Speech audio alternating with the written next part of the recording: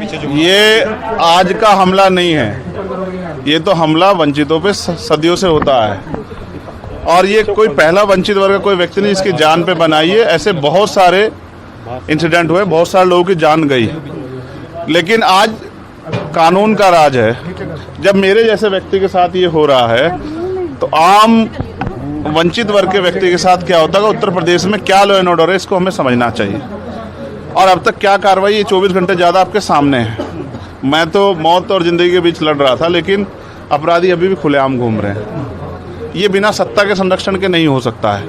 क्या इंटेलिजेंस है पुलिस की, क्या उनके पास इंफॉर्मेशन है, सूत्र उनके बहुत बड़े बड़े हो जाते हैं। अब तक क्यों आरोपी गिरफ्तार नहीं हुए? गाड़ी भी बरामद इसलिए हुई क्योंकि गांव वालों ने बता दिया कि मीरकपुर में कोई गाड़ी खड़ी करके गया है। अब तक लोग नहीं मिले। ये वंचितों का बेटा है, अगर मर भी जाएगा तो क्या फ़र्क पड़ेगा, लोग भूल जाएंगे। ये किसी रानी का बेटा नहीं है, तो अगर उसको कुछ होगा, किसी कमिश्नर साहब से जुड़ा हुआ मामला नहीं है कि 4-5 घंटे में कुत्ता बरामद हो जाएगा। मैं मानता हूँ सरकार की घोर लापरवाही है, और मुख्यमंत्री का बिल्कुल ना बोलना और बड़े बड़े दावे करना और इस घटना में ना बोलना स्पष्ट करता है कि मुख्यमंत्री सत्ता को संरक्षण दे रहे हैं, अपराधियों को संरक्षण दे रहे हैं, और उनके संरक्षण में अपराधी पल रहे हैं। और ये कानून व्यवस्था के लिए, लोगों के कानून के प्रति विश्वास के लिए बड़ा खतरनाक है। अच्छा, हम लोगों ने सीसीटीवी देखा, उसमें दिख रहा है कि पीछे से गाड़ी आके चेस करती है। और क्या कुछ अगर कुछ बता पाएंगे कि आप कहाँ थे, कैसे? देखिए, मैं दिल्ली से लौटा हूँ, मेरे एक साथी की डेथ हुई, मैं थोड़ा सा परेशान था। फिर उस डेथ की सूचना के बाद मुझे आना था देवबंद में। हमारे एक साथी की माताजी की डेथ हो गई थी, उनके यहाँ रस्म पगड़ी का कार्यक्रम था। उनके घर से जैसे मैं निकला, सहारनपुर की तरफ मुश्किल से 50 मीटर चला होगा, एक गाड़ी आती है। मैं फ़ोन पे थोड़ा मेरा ध्यान था, उसने जो वहाँ से गोली चलती है और वो गोली मेरे कान के पास से निकलती है।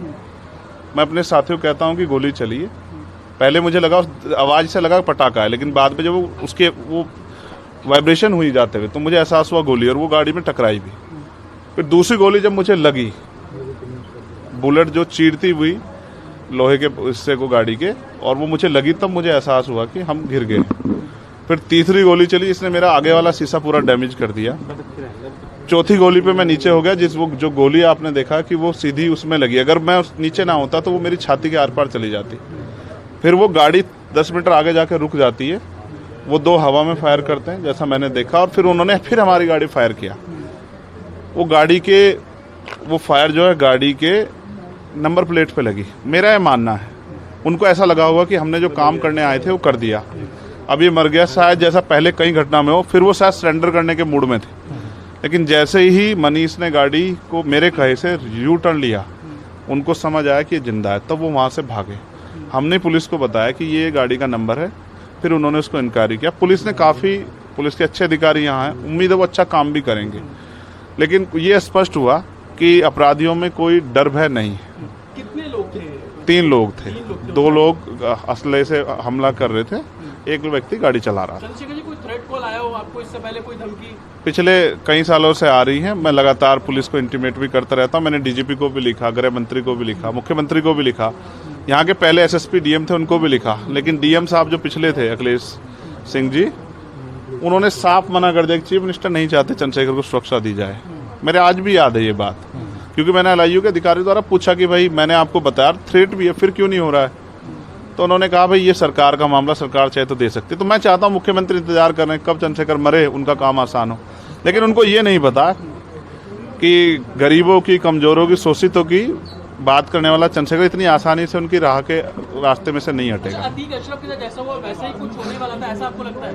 अब आप इसका आकलन खुद करें कि क्या हुआ और क्या हो सकता था। आपके पास एक और बात, मुझे ऐसा लगता है कल की घटना के बाद, इतने बड़े उसके बाद भी अगर मैं सुरक्षित हूँ तो हमारे संतों, गुरुओं, महापुरुषों का आशीर्वाद, हमारी करोड़ों बहनों माताओं का आशीर्वाद, बुजुर्गों का मेरे पास है। और मैं जो जिम्मेदारी मैं लेके मैदान में आया हूँ, बाबा साहब अम्बेडकर, माननीय काशीराम साहब, सदगुरु रविदास जी का जो बेगमपुरा राज का सपना है, मानवता के राज का सपना है, संविधान को लागू कराने का है, इन वर्गों को अधिकार देने का है, जब तक वो पूरा नहीं होगा मैं कहीं जाने वाला भी नहीं। गाड़ी को मीरकपुर में छोड़कर अपराधी भाग जाते हैं, तो उसको कुछ और बता रहे, कुछ तो कहानी कुछ और नया मोड़ देने की कोशिश हो सकता है वो चाहते थे जो गुजरों और दलित समाज में एकता बनी है वो एकता टूट जाए। ये होगा ही नहीं कभी, ठीक है, ये नहीं हो सकता है। पंचायत आप लोग कर रहे हैं अपनी मांगों को लेकर। लेकर? हमारी लीडरशिप ने ये निर्णय लिया है कि जब 24 घंटे में गिरफ्तारी नहीं हुई तो हमें अपने लोगों को भी जवाब देना है, तो इसलिए शायद उन्होंने 3 तारीख का समय रखा है। मैं उसका हिस्सा बनूंगा। अमेठी के अंदर एक फेसबुक वायरल हुई है पोस्ट जिसमें आपको मारने की वो की गई है, क्षेत्रीय महासभा कई है उसके अलावा। ठीक है, देखिए लोकतंत्र है, उनके अधिकार है, मारे या छोड़े। मैंने कहा ना, मैं पहला थोड़ा ही जो मारा जा रहा हूँ या जिसको मारने का प्रयास किया, मुझसे पहले बहुत मरे हैं, लेकिन उनको कोई जान नहीं रहा था।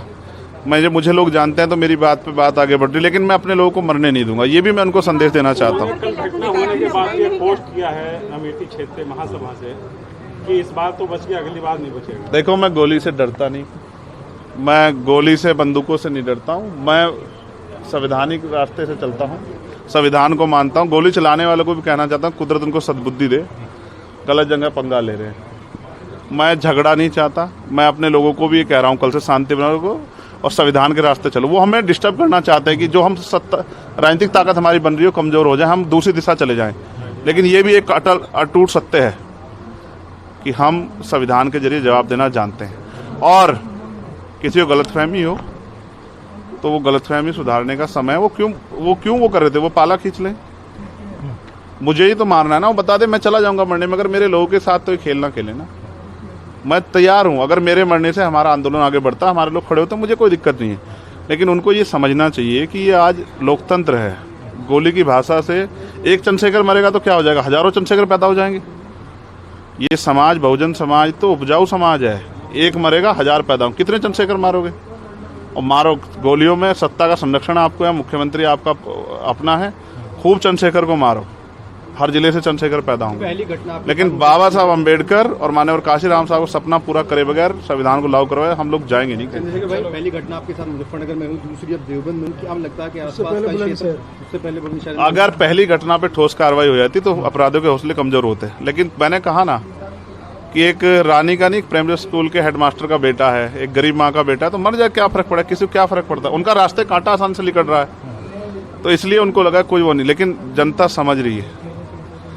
मेरे एक एक खून का जवाब मेरे लोग जो है ना, मुझे संरक्षण देके लेंगे और वो सबक सिखाएंगे इस भारतीय जनता पार्टी की सरकार को, जिसके अब संरक्षण में गुंडे पल रहे हैं। एक आखिरी सवाल है, क्या ये पॉलिटिकल अटैक था आपको लगता है? पुलिस जांच कर रही है कि मेरे मरने से किसको फायदा हो सकता है, कौन मुझे चाहता मैं मर जाऊं। पुलिस जांच कर रही है, मुझे उम्मीद है पुलिस फेयर जांच करके, कोई मैनिपुलेट करके नहीं, सही जवाब देगी कि उन्होंने ऐसा क्यों किया। चंद्रशेखर का जो कद बढ़ रहा है देश के अंदर, कई मुख्यमंत्रियों ने भी अब ट्वीट किया है, ओवैसी ट्वीट कर रहे हैं, कहीं और कर रहे हैं, तो इस चीज को क्या ये लगता है? कुछ भी गलत होगा तो लोग बोलेंगे। अगर कल मेरी जान ही चली जाती तो लोग फिर भी तो उनको पीड़ा होती। उनको अपना भी देखना है, कल उनके साथ भी हो सकती है। ये लाइन ही, विचारधारा ही गलत है कि गोली से वो करो। और ये बीजेपी की भाषा है, गोली मारो सालों को, ये वो उपजाऊ हो रही है। देखिए, बहन जी से मेरी कोई नाराजगी नहीं है, मैंने उनको हमेशा बड़ा माना, वो मुझे छोटा नहीं मानती अपने परिवार का।